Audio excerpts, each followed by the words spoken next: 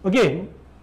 Ini saya tukar daripada The Mysticism of Hamzah Fansuri daripada Profesor Syed Muhammad Naqib Al-Attas. Dia kata Islam yang masuk ke tanah Melayu ini adalah Islam yang sudah pun sebenarnya membawa bersama-sama dengannya elemen ataupun unsur-unsur falsafah Greek yang dibawa oleh Plato, Plotinus and the Neoplatonists. Apart from these elements of Greek philosophy, it brought with it also its own contribution to philosophy. Okey. Maksud dia Islam datang bukan setakat ada elemen ataupun unsur-unsur Neoplatonism daripada Plotinus, daripada Plato, Greek philosophy, tapi ada juga sumbangan daripada umat Islam sendiri. Okey. Ini kita tak boleh nafi ya. Bagi siapa yang dakwa Islam yang sampai ke bumi Melayu, Islam yang suci bersih, you are living in a fantasy world. Okay, next. Okay. It would seem to me that in the higher levels of the metaphysical doctrines of the Sufis and those of the Hindu doctrines, according to the Vedanta, Advaita Vedanta, dalam satu mazhab Hinduism, reconciliation was not really a need. As in most cases, the Sufis and the Vedantic philosophers already saw eye to eye in these matters. So apa yang Prof. Al-Attas nak sampaikan? Dia kata dekat sini, kalau kita tengok doktrin tertinggi Sufi, senang kata dia merujuk kepada wahdatul wujud, dan kamu bandingkan dengan falsafah ataupun ajaran Advaita Vedanta Hindu, dia kata tak perlu lagi nak buang masa reconcile. Sebab apa? They already saw eye to eye. Maksud dia, dia lebih kurang sama. Soalan dia macam ni, macam mana sesuatu yang sebahagian orang Sufi dakwa makam makrifah tertinggi sekali ada dengan orang Hindu Advaita Vedanta hari ini, tapi tak ada daripada Al-Quran dan Sunnah. Ada jelas dalam Advaita Vedanta, tapi kenapa tak ada jelas dalam Quran? Mereka akan kata sebenarnya ada dalam Quran dan Sunnah, tapi tak jelas. Kenapa? Kenapa bila bercerita tentang hakikat tertinggi tak jelas? Kenapa Allah dan Nabi kaburkan? Nah, ini persoalan-persoalan besar yang kita harus tanya kepada mereka. Next. Okey, ini dia tengah cerita tentang fana. Dan ada statement yang disebutkan, okey. When his illusory self has passed away, that he in his true self has been, is and will always continue to be one with God. Or rather, he is God. Dialah Tuhan sebenarnya. So, orang yang dah capai fana ni, bukan dia bercantum dengan Tuhan, tidak. Dia akan sedar bahawa dialah. He is God. Yang buat kita sangkut sekejap adalah dia punya italic saja. Mana? Italic sini. Okey, saya tak mau elaborate panjang. Okey, next. Okey, kemudian amalan menyebut ahum, elemen zikir pernafasan atau pranayama, memakan bara seperti kerasukan dan hilang kesedaran diri yang serupa seperti yang berlaku dalam majlis-majlis meditasi yoga, ada juga dalam majlis hadrah samaniyah cabang Syattariyah di kalangan masyarakat Melayu. Ni siapa kata? Profesor Al-Attas ni dia kata, waktu kau tak silap saya tahun 1960s, dia buat kajian lapangan. Dia pergi ke majlis-majlis wirid-wirid zikir di alam Melayu di Malaysia ni, dan salah satu yang dia witness depan mata dia adalah dalam majlis zikir makan bara. Ni dah jadi majlis tai pusam dah. Kan? Makan bara, makan kaca, hilang akal, kerasukan. Ni aja dia. Agama siapa ni? Tauhid tahap tinggi tu, fana fillah itu,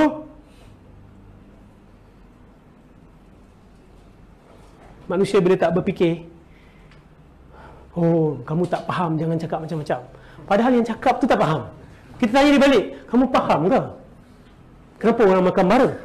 Oh, ustaz, itu dalam tarikat Rifaiyah ada buat, mereka cocok diri, tetak diri, cocok pisau, tembus mulut. Kenapa buat benda tu? Tahu tak Hindu yogi yang suka buat benda tu? Nak tunjuk apa sebenarnya? What are you trying to prove? You nak tunjukkan bahawa orang yang berzikir ni sampai satu makam sehingga sakit dah tak rasa lagi? Hello, the Buddhist can do the same thing tu. So Buddhist boleh datang kata apa? Oh, kami pun ada tauhid tahap tinggi, tak payah ikut Muhammad. Habis agama ni, roboh. Hindu pun datang kata, kami pun boleh masuk api tak terbakar. self-immolation, Hindu-Buddha, Buddhis. Kan ada buat, awak boleh tengok kat YouTube. Salah satu cara mereka buat protes, mereka bakar diri mereka. Tak bergerak ni. Dia buat meditasi, kemudian dia seorang simbah minyak, bakar. Tak bergerak. Bila terbakar tu tak bergerak. Lepas tu terus mati. Macam mana tu? Maksud dia dah boleh off pain receptors. It is science. Ni bukan isu kerohanian, isu sains. Dan kemungkinan besar juga sihir.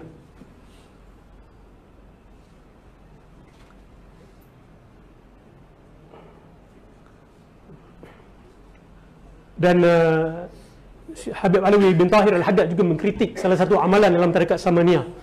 Mereka menyeru Syekh Abdul Qadir Al-Jilani. Habib Alawi kata benda tu syirik, betul tak? Seru terus wali-wali ni. So jangan ingat golongan Salafi yang kritik ni. Golongan Asy'ariyah sendiri pun kritik juga. Awak kena sedar juga benda ni. Okey, kena kerjasama. Dan harap-harap usaha takrib berlaku di kalangan masyarakat kita, di kalangan Asy'ariyah dan Salafiyah. Saya dah sebut benda ni. Tak ada nak simpan-simpan lagi benda ni. Okey? Sebab kita ada musuh yang lebih besar. Lebih besar. Next. Sebahagian fenomena pelik seperti ini masih banyak berlaku dalam majlis zikir hadrah. Banyak tarekat-tarekat seperti Kas Nazaniyah. Awak boleh pergi YouTube, tengok macam mana mereka ambil pisau, ambil tukul besi, tak, pisau masuk dalam kepala, jangan main-main. Ada pengkaji daripada Amerika datang, tak percaya. Last dia boleh buat. Dia bawa dia orang ni pergi lab dekat Amerika Syarikat, cocok besi keluar tembus mulut, lepas tu masuk scan X-ray. Betul ke besi ni tembus? Ke illusionnya? Memang betul-betul tembus. Lepas tu bila ditarik, luka dia tertutup dengan cepat. Itu tak ada kena-mena dengan Islam. Agama lain pun boleh buat. Okey? So siapa yang datang, saya dah fana, bukti saya kebal. Allah otak hang. Kan? Kebal ni bukan bukti kebenaran seseorang. Tukang sihir pun boleh kebal juga. Allama Iqbal jelas mengaitkan konsep Lataif Naqsyabandiyah dengan Kundalini. Kundalini itu apa orang Melayu panggil? Kersani. Hei Kersani, mengalirlah di kau. Biasa dengar ya? Jangan action lah. Tahu semua ni. Astagfirullah, muzik haram. Tapi dengar pula dah dengar kan. Kadang orang tu buka radio dalam kereta, dalam majlis ada lagu Menteras Merah Padi. Dan dia ada amalan ritual Kersani, membangkitkan besi Kersani dalam tubuh tu. Dia memang pakai mercury tu untuk sapu dekat belikat tu. Agar aku bisa berdiri tegak dan segak bagaikan Laksmana Melayu. Kan? Kersani tu mengalir sampai ke belikat. Dia ada ritual untuk bangkitkan mercury tu.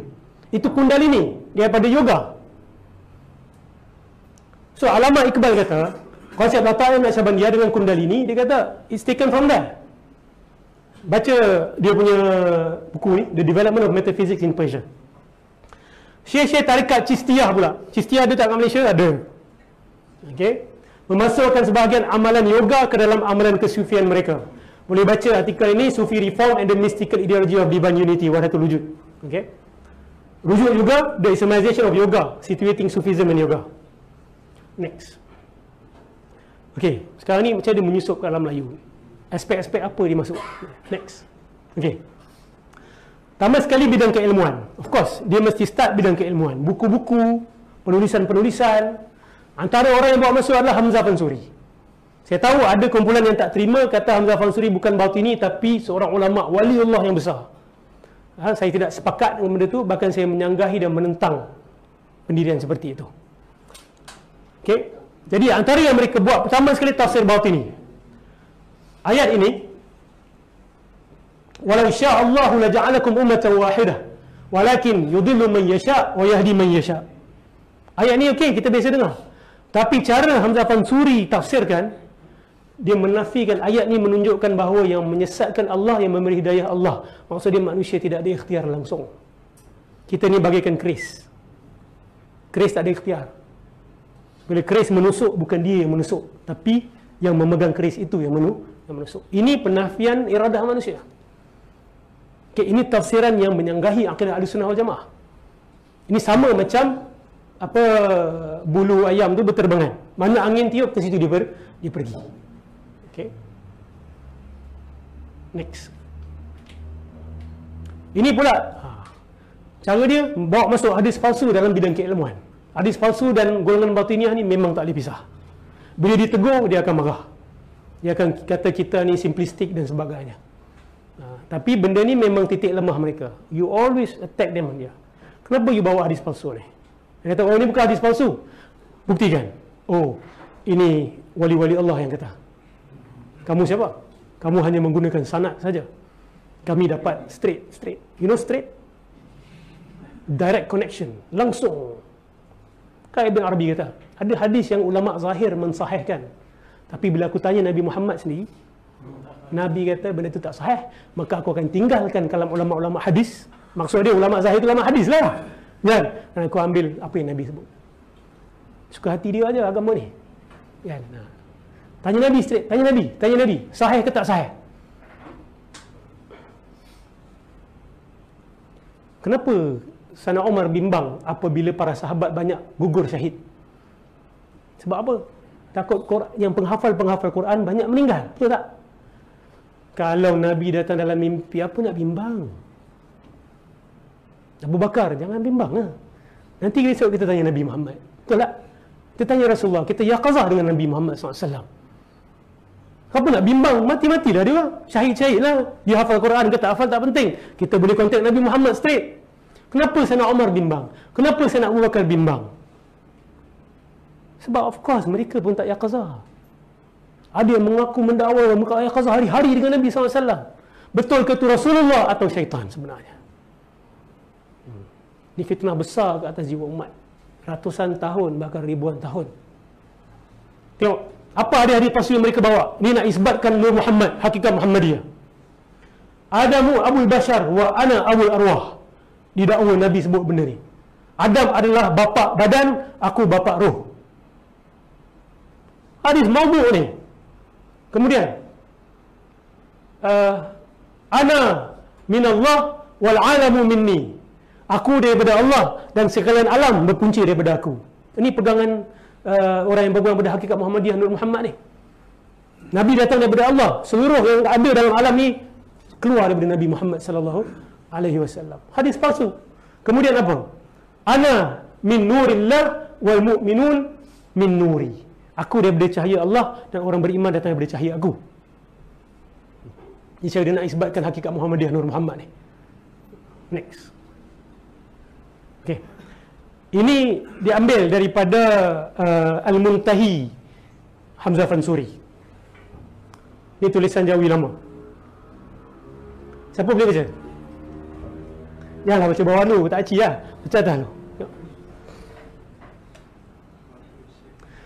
Maka Syekh Ainul Qudah menyembah anjing, mengatakan hadza Rabbi, yakni inilah Tuhanku.